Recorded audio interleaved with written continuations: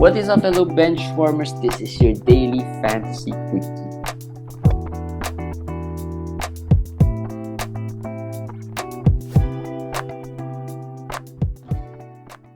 Hey guys, we are back after post All-Star, first episode after the All-Star break. Ramesh here with us, and I'm your host JJT. Ramesh, All-Star was a how can you say this? Dud. I guess The game. Just a good vacation. The game was a dud. The game was a dud. But at least the slam dunk was kinda okay. Kinda. Now, if you haven't watched Mac McClung, but we have seen him since high school doing harder dunks than that. But at least it was good. It was a good slam dunk contest. Yeah, it was an okay for me. I think the standards are higher. Hard to beat the Zach LaVine, Aaron Gordon slam dunk. I think that was 4, 5, 6 years ago. I think if you've watched that, it's so hard to get there, right? It's so hard to get an NBA caliber because Mac McClung is a G League player, right?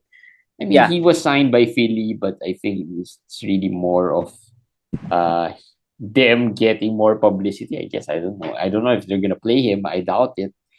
But yeah, I don't know. They didn't play him today. I don't think he played. He'll be. I read that his G League games, the ticket demand is skyrocketed. Yeah, so it helps. It helps him. Didn't really help the NBA. Didn't really, at least the fans had a kick about, the slam dunk competition. The 3-point shootout was okay. Was okay.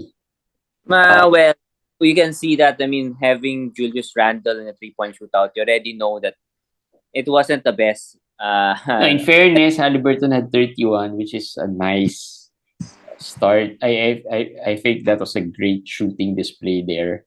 And I think he just got cold.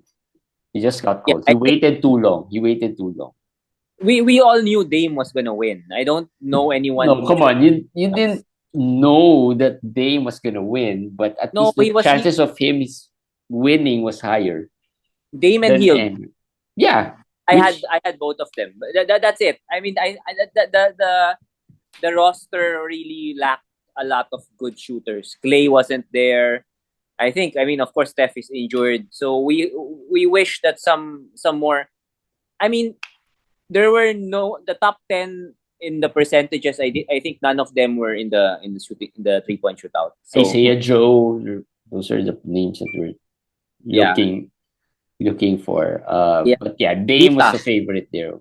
Yuta Watanabe. Dame was the favorite there, and of course, Hield, a past 3-point shootout champion, was another player who was also a favorite. But speaking of Dame rested today. Not only Dame, Jeremy Grant rested today. Yeah, but and both of them were well, Dame doesn't have an injury. Jeremy Grant was cleared. I think he practiced already. So it came out of nowhere. I mean, right? It was a rest thing. I think it was a rest. It was a rest. But it was clearly a rest. They said it. They said injury management or whatever. But no. I think what happened there was that there were some problems. I think there were some weather problems. Yeah. That delayed the flight of the Blazers, and they got in late. Yep. In Sacramento, was it? They were against Sacramento, right? Today. Yeah, Sacramento. Yes. So they got in late, and and I think I don't know what happened. I think they got in at around 1 p.m. In the afternoon. They had to travel to their hotel or whatever, to their homes. Apparently, that that got Dame tired. He was rapping he was making a rap video and everything. He was I don't know. Portland's track record isn't good. Remember last year they were tanking last year. They will be tanking this year. It's obvious that they already showed what they plan to do. I mean, I think the injuries to Anthony Simons and Nurkic kind of had to lead them there. They are gonna tank. They are gonna try to move down from their current position to at least the Lakers' position right now, which is 12 or 13. They're not gonna go down all the way to the bottom 5, but they're just gonna try to go down a little bit lower and maybe increase their chances. That's what I see. I mean, there's no other reason why they're number 9, and sitting Dame against Sacramento, which is a very crucial matchup, just show their hand what they plan to do. So there, we'll see. We'll see. Hopefully not. Hopefully not. Because I got a few Dames. That was a big rest there because in one league I'm trying to catch up, and I had Dame as my top player. I'm down like 3 or 4 threes right now. I would have been up, if Dame played. Now I'm down 4 or 5. So I got a lot of questions about Dame. What I thought about it. People were afraid and scared. I guess we just have to put him in the same group as LaMelo, Tyrese. I mean, these first rounders who have the same tanking load management risk. The only concern I really have is Portland is not shy about doing this stuff, these kinds of stuff. So now we have to know Ryan Arcidiacono, or I don't know. Sorry, I don't know how to pronounce his name, but he was the one who started today.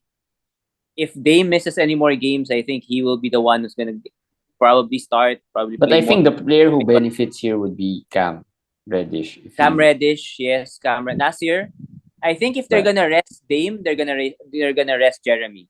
I think they're gonna rest them together. But I think it's still too early. I think Dame will play the next few games. Yeah. Whether he rests for the rest of the, obviously it won't be similar to what happened last year. I don't think it will be similar to what happened last year. Because Dame is healthy and Dame has been playing well, and they're at the 9th spot right now. I still think they'll try to, at least make the play in or the playoff. I don't know. I will agree with you. Dame will play in the next few games and everything. But from now on, you cannot be 100% sure. When you sleep at night, well, in the Philippines, we sleep and you wake up and the game starts. When you sleep at night, Dame will play. That back-to-backs, I think that's the biggest problem. Now, all right. So the first back-to-back, when Dame sits, I think that's the cue already. Yeah. Tanking already. Yeah. If he misses, if they don't play him back-to-backs anymore. Because I think he's played back-to-back already. He's not missed a lot of games lately because he's healthy. He's playing well. He's on fire. So he's been playing back-to-backs also. So that's yeah. We'll wait for that cue. Other injury, D'Lo got injured today. It did not look good.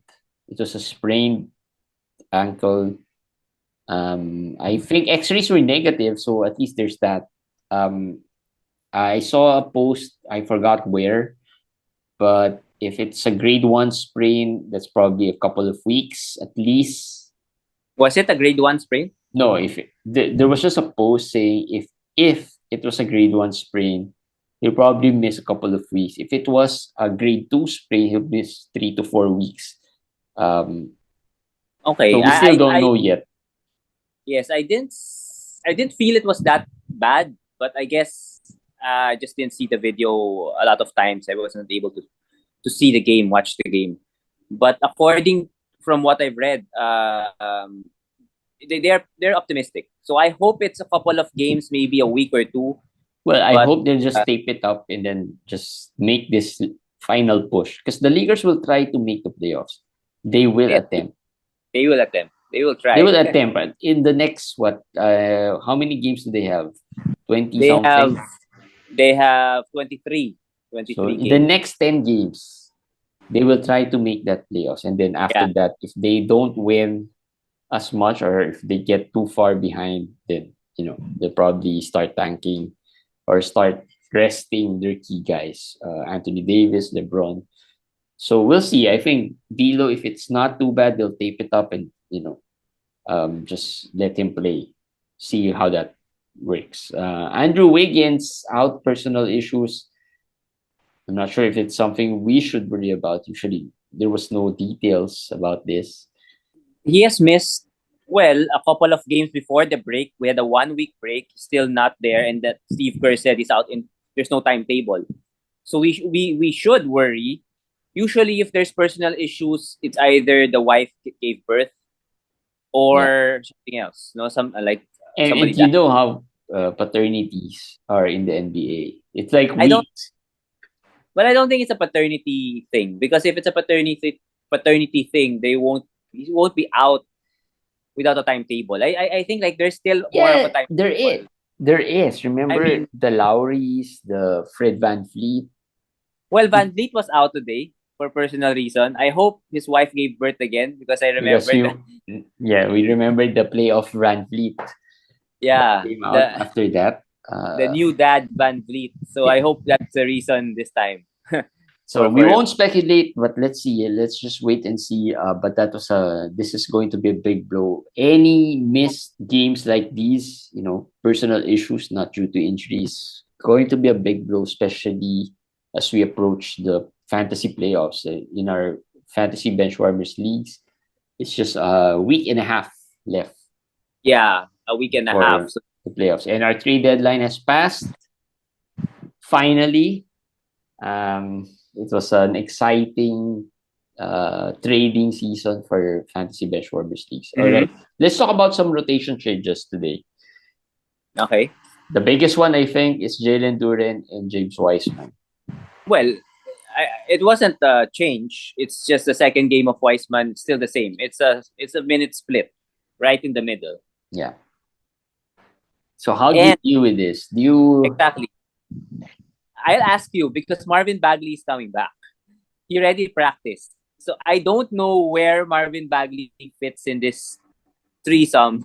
I mean, in this thing. But if Bagley was not there, I would say it's already a concern for Duren. It's already a concern for Duren. Now, if you add Bagley into the mix, be prepared.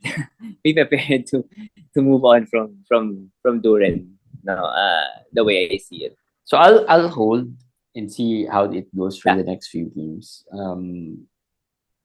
We'll see. I mean, Wiseman contributed fantasy-wise an okay line. He had 8 points, 10 rebounds. That's not so bad, right?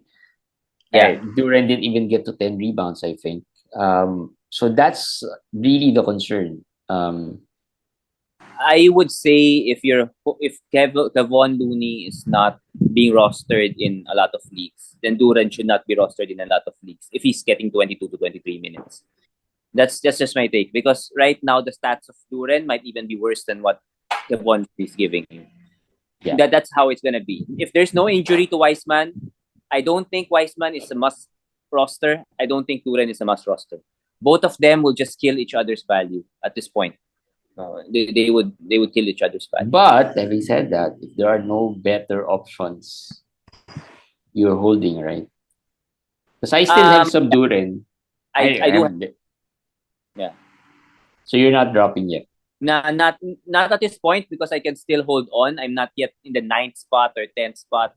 I'm waiting to see what happens, and when the playoff comes, and it's still this kind of situation, I might use it as a streaming spot when that time comes. The playoffs is a whole different story, so I mean, easier to drop him at that point. So it's a wait and see game for us, for Duren, but depends also on how deep your leagues are. Kevin Love as another player who's gonna debut tomorrow, I guess. I'm not sure if he's gonna play already tomorrow, but that's a player to watch out for as well, in case he is still available, because he hasn't been serviceable for weeks now in Cleveland. So I'm pretty sure he might be lying around there in your waiver. Something to watch out for. Yeah, in 12-team leagues, I'm pretty sure he's there.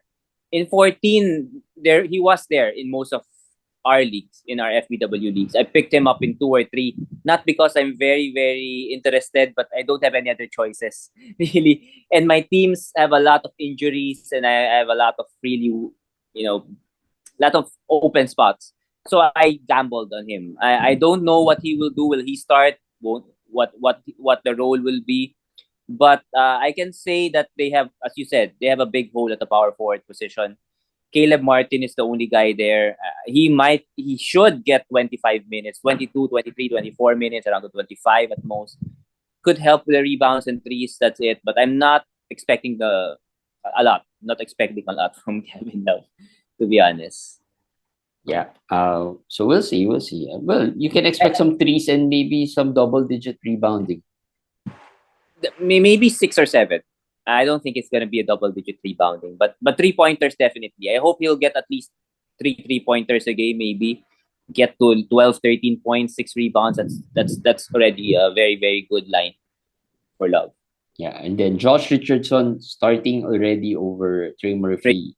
Yeah, in New Orleans. Also playing well. Also playing well. Playing well. We talked about him in our courtside DFS. He's been playing well. I never saw that this is happening. New Orleans getting him and then playing him a lot of minutes off the bench, and now even starting him over a young guy like Trey Murphy. But it's obvious they like him. So, and they're in playoff contention, so there's really no tanking or anything here. So I think he's safe for now as long as he continues to play that well. And I think another player you have to mention is Russell Westbrook. Yeah. So that's we're different takes, no? Wait. I haven't seen Westbrook in the waivers. No, nobody dropped him. And this is what I'm gonna ask you, because I posted something after he signed, and then there were contrary opinions. So I would give it. They know my opinion. I'll give it to you. What you think would Westbrook be in the Clippers? Will it be better than the Lakers' Westbrook? Will it be worse? What's your take on that? I don't know. I think it will be a little better. In fairness to Westbrook, he did have a good stint with the Lakers when Darvin Ham, put him in the bench, put him in the 6-man role. I mean, in fairness to him, he was dropped early on when he was starting, but when they put him in the bench, he had some really solid games, counting stats wise. So that's worth rostering. I'm not sure he's gonna get to that level, because that was really good. I mean, there was a stretch where he was really good in terms of the counting stats. I don't think he's gonna be that good. So do you prefer? Do you prefer him starting here in LA Clippers for the Clippers, or do you prefer him coming off the bench? Because off the bench, I think I prefer him. I think he's gonna start. That's what they said. He's gonna start tomorrow over Terrence Mann. That's what the other our listeners and our followers were saying. He's gonna start. That's why they like him with the Clippers, because his fit with Paul George, Kawhi, and the other players is better than his fit with AD and LeBron. So that's why they like him more in LA. Plus that he's starting. So if he's starting, I can see that there's some appeal there, because probably not gonna do a lot. No, a lot of forcing. He's probably gonna pass, rebound, which is the best for Russell Westbrook. Yeah. So it depends on whether he starts or not. Let's see. He has played with Paul George, so I think that's a big plus already. He has played with him, played well together, and I think the reason the Clippers signed Westbrook is because there's been a very public endorsement from Paul George. I'm not sure if that's how do you call that, but it was a very public endorsement, and there was the way Paul George has been endorsing him. There was no way the Clippers will not sign him, just to please their superstar, I guess. So we'll see. Like I said, no one has dropped him yet. Another player, I'll give it DeAnthony Melton. Go. Tell our viewers what you should do with DeAnthony Melton. Drop. Okay.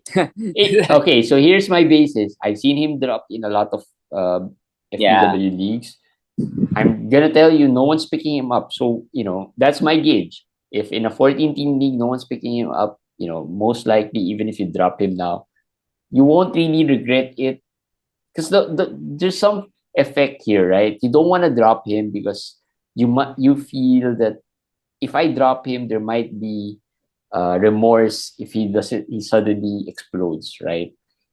And then you were not able to pick him up, right?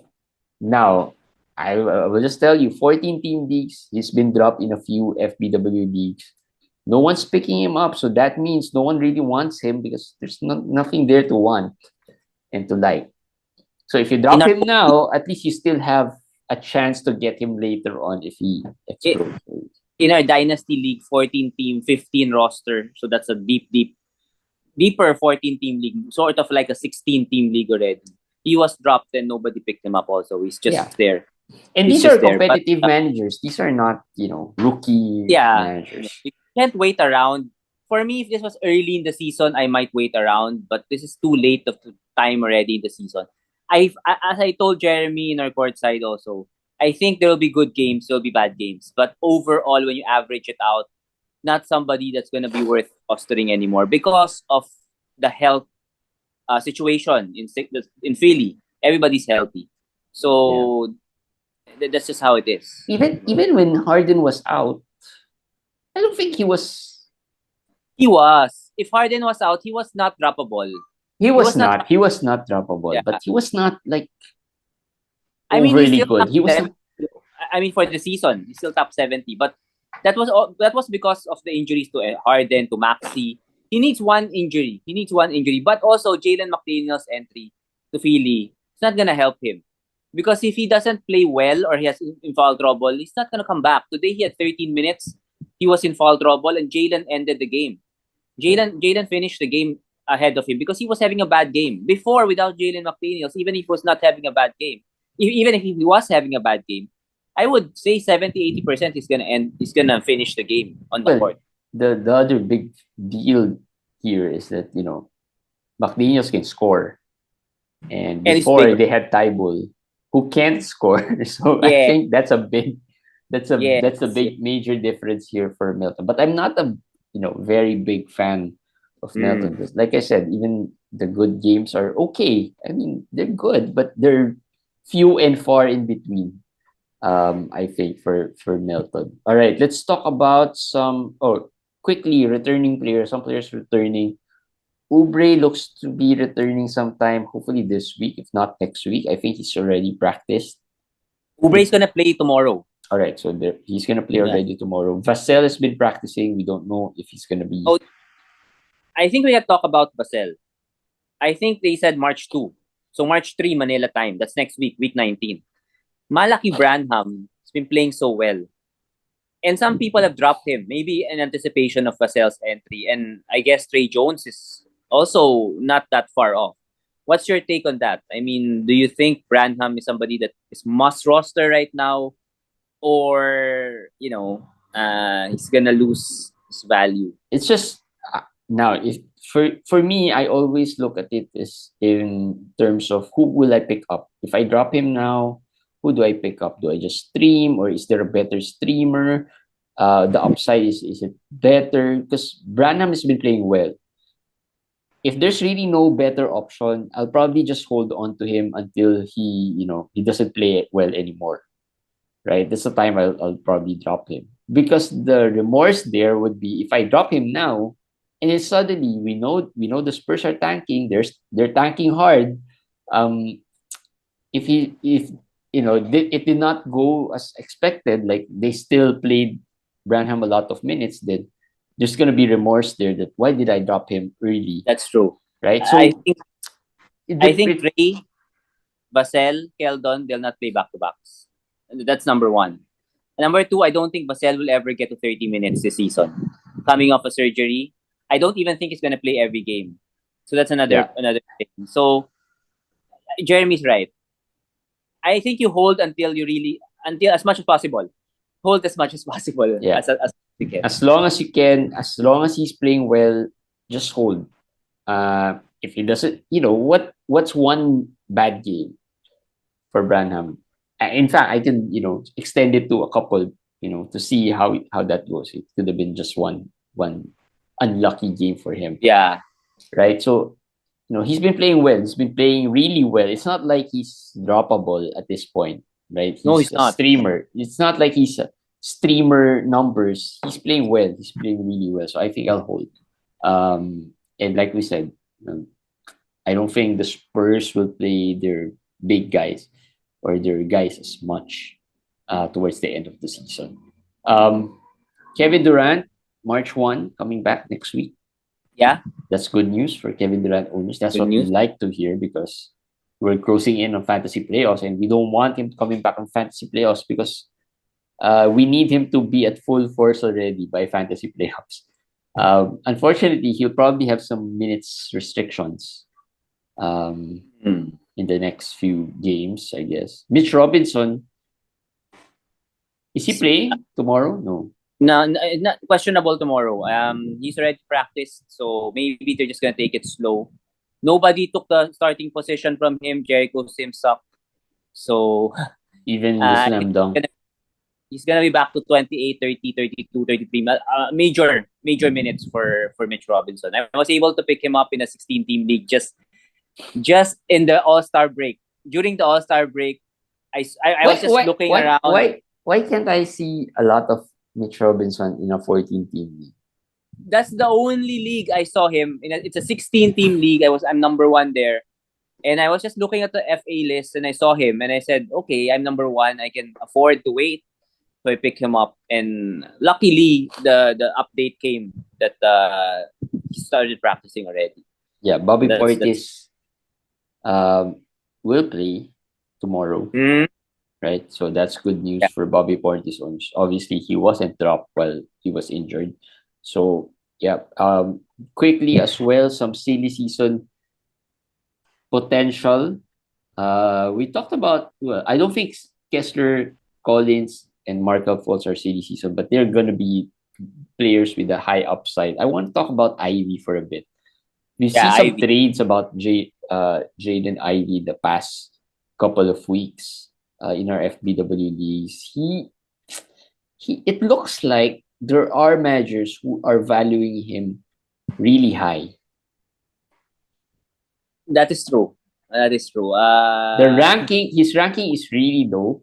If you look at the 4-week rankings, the month 2 weeks or even the 1 week rank, they're really low. But it looks like they're valuing him really high this towards the end of the season. Yeah, I did put him there. I did put him in the silly season players, not the players that you can add, but players who are already rostered but who will be on another level when March comes, when April comes, and Ivey's there because you can see it. The Pistons are really just giving him more usage, more opportunities, and allowing him to make mistakes. And the managers probably have that same thought. My only concern with Ivey is the efficiency, as you know. Yeah. And that's why I don't really, when the trades, there was a trade, I think to Ivey and somebody for Drew, I think, right? Yeah. It's hard to value that because if you look at the ranks, that's very far. It's Jaden Ivey, just to be clear, it's Jaden Ivey and Bojan Bogdanovic for Drew. And there was one manager who... No, Bojan. Bojan, Detroit? Yeah, the Detroit player. Oh, okay. I thought it was Bogdan, Atlanta. No. It was a Detroit player. 2 Detroit players for who's this? Drew. Yeah. No, it was the voting went really unanimously. It's good, approved, because one manager within the league didn't like it, but the voting clearly was approved for everyone approved of the trade. If this was week 7, week 8, early in the season, that would be a veto for me, even if it's Bojan. Although now it's closer. I thought it was Bogdan. If it was Bogdan, that's why I was saying it's far. The values are far. I thought it was Bogdan. Bojan is better. I think they look at the schedule also. I think that comes into play also. Plus Ivey. Plus the different level. Yeah, there was also another Ivey trade that we had that was a little bit controversial, but I forgot what it was because there were a lot of trades that were going on. But I've seen a lot of Ivey being traded. In fairness to him, he's played well over the past few games already. Yes. Consistent. He's played well consistently. The problem with him early on was that he had some good games and then some really bad ones. Now he's more consistent. The numbers are there, but like you said, the efficiency aren't there. The efficiency has improved since February. It has improved. Well, it's better than Killian. Yes, way better than Killian, and I think that has helped managers be more comfortable in gambling on him. As I said, he's the rookie to own. Of course, you cannot see any more Kessler in the waiver wire. So if there's anybody that's sort of borderline, I would go with Ivey over Keegan, over Jabari, over even Banquero. I would think Ivey would have the better finishing kick. Remember, he's a guard. Rookie guards take a lot of time before they get comfortable, and usually it happens by February to March. That's when Jalen Green, that's when Anthony Edwards, and when these guys started to really perform well the past few seasons. And I think Ivey can take that leap. The efficiency won't be to the 47, 48%, but around 40, it's around 48% this February. I think if it goes to 46, 47%, we'll be happy with that. The turnovers I can live with. I can live with the turnovers. Yeah. The lower than expected steals, that's also okay. But as long as he's shooting not Killian Hayes level, I think he is going to be a very, very big finishing kick to his rookie season. Yeah. The other players, Markelle Fultz, he's been playing well. Zach Collins has been okay. He's not the overly great numbers. He's not throwing out great numbers. Yeah. But a double-double, consistent double-double would, be a big deal for someone you probably just grabbed off the free agent pool. The other lower-end players, Malaki Branham, we talked about him. Charles Bassey in the Spurs, because the Spurs are really, Yeah, I like Bassey, and a lot of our listeners are already in on Bassey. They already picked him up. Yeah, and the Spurs as well will probably play with their lineups a little bit more, just because they're openly tanking. Shadon Sharp for the Blazers. Well, it's so hard for the Blazers end because there are a lot of options there. Cam, who else? Nasser played well today. There are a lot of players there. Tybul. Keon Johnson, I think, played today. Keon Johnson. And then our one of our listeners talked about Baji. I don't know the exact first name. Baji is a Nigerian and African rookie. He's very promising. So this guy is more very, very deep league, maybe late March kind of a guy. But yeah, if Portland just tanks like we said, if they decided to tank really hard like they did last year, yeah. And another team, Watford, Trendon Watford, those Trendon guys. Watford. Well, Eubanks is already probably rostered. He's been, dropped. Well, you can pick him up. He's back. His numbers though has been streamer type. He's not really the type of numbers. Just wait. He's gonna get there. This is season 2. It takes season 2. Drew Eubanks season 2. So wait for Drew Eubanks. But another team, we've talked about Portland a lot. I think Indiana. Watch out for Indiana. They've started to lose a lot of games. Not with their not that they wanted to, but they're just losing very heartbreaking. Is it time to pick up McConnell? So I think that's the player to own, right? I mean, there's not much there in Indiana. I think maybe Nemhard. I think Maturin is available in some leagues. In our invitational, he was available for a long time. There might be managers who see him as he is really a scoring only player. But come the later part of the season, he might be scoring 24, 25, really big scoring numbers, which might make it worthwhile to add him. And then Aaron Nesmith, he's been playing better. I think he's somebody he's been playing better until I added him for today, and he didn't play well. This is the second time that he has done this to me. So yeah. And I'm not saying add Isaiah Jackson, but just here we go again. Just always keep him in mind. Always keep him in mind. Just watch the situation. Keep an eye.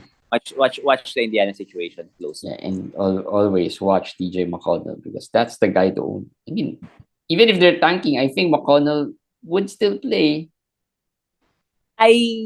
Yeah, probably, but I think they might try some other combinations. I'm not that worried with Haliburton, to be honest. I'm more worried for Miles Turner. I think they're gonna play Haliburton regardless because he's not a guy that will score a lot or they might limit the minutes, but they might. I don't think it matters a lot. They might rest the other guys, Buddy Hield, Miles Turner. I think these guys. All right. Silly season in fantasy is about to start, especially in the playoffs. So there are some leagues who's gonna start playoffs next week. So good luck. We'll probably talk more about these playoff season, how to strategize during the playoffs, and we'll talk more about that next week. And of course, the schedule as well over the weekend. All right, guys, that's it for today's daily fantasy quickie, and we'll see you guys again tomorrow for another DFQ. Bye, guys.